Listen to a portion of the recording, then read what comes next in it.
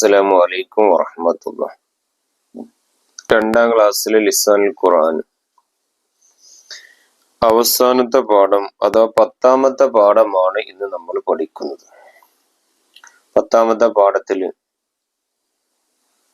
പഠിക്കുന്നത് ഒരു ഇസ്മിന്റെ കൂടെ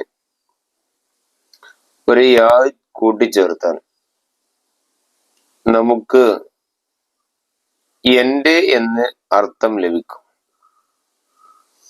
ഉദാഹരണം, ഇസ്മ പേര്, ഇസ്മി എന്റെ പേര്.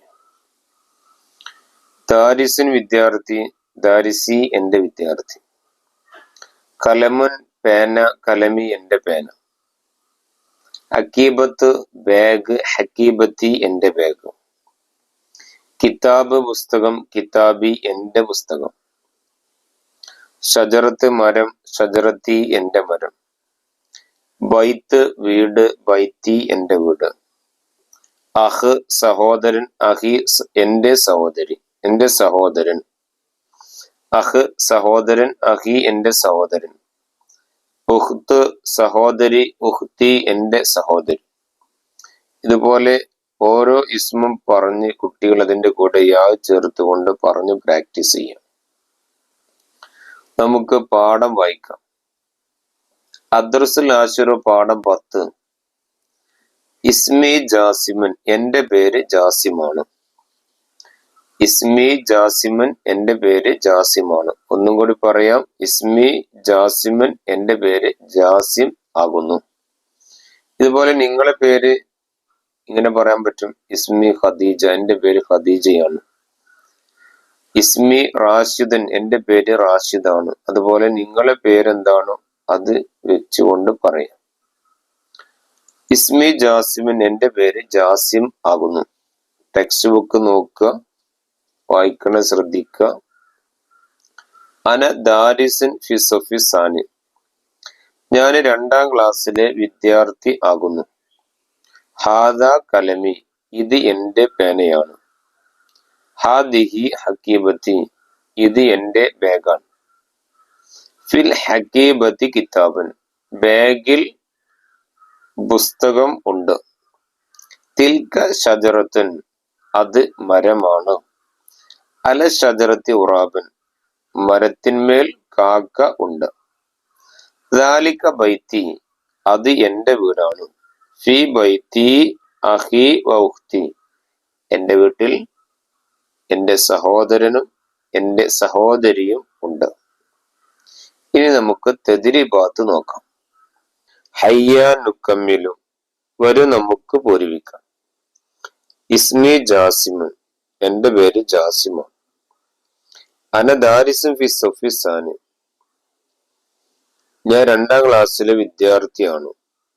ഫി ഹക്കീബത്തി കിതാബൻ, എന്റെ ബാഗിൽ പുസ്തകമുണ്ട്. ഹാദ അഹി വാദിഹി ഉഖ്തി, ഇതെന്റെ സഹോദരിയും ഇതെന്റെ സഹോദരനും സഹോദരിയും ആകുന്നു. നസ്അലു വ നജീബു, നമുക്ക് ചോദിക്കാം, ഉത്തരം പറയാം.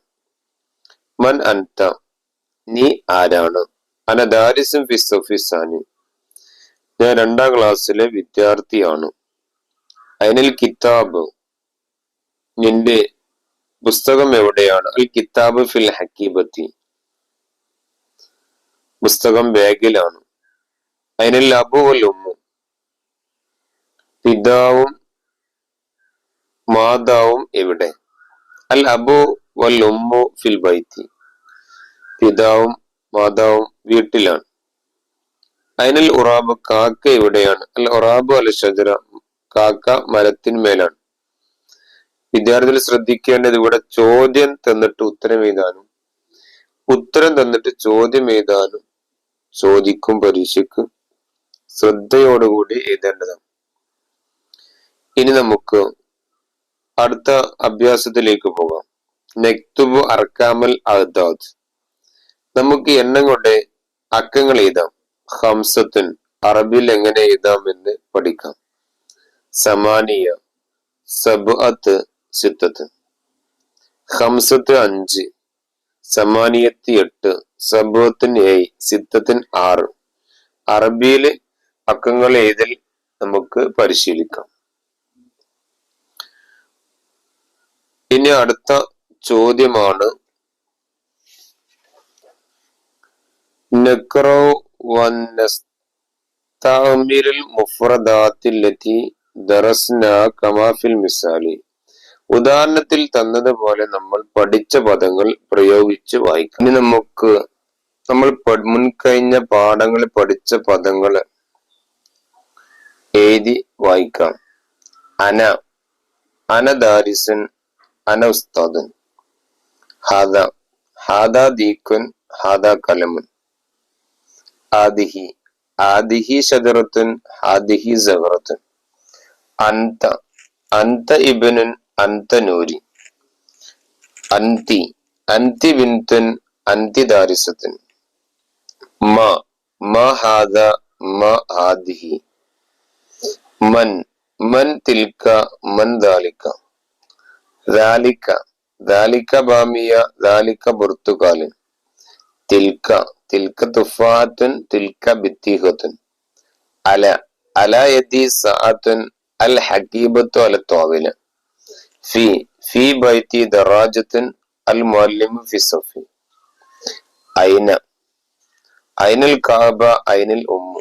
ഇതുപോലെ പാഠത്തിൽ പഠിച്ച പദങ്ങൾ പറഞ്ഞ് പ്രാക്ടീസ് ചെയ്യുക. ഇത് റിവിഷനായി കൊടുത്തതാണ്. അല്ലാഹു എല്ലാവർക്കും ഉന്നതമായ വിജയം നൽകട്ടെ എന്ന് പ്രാർത്ഥിക്കുന്നു. അസ്സലാമു അലൈക്കും വറഹ്മത്തുള്ളാഹി.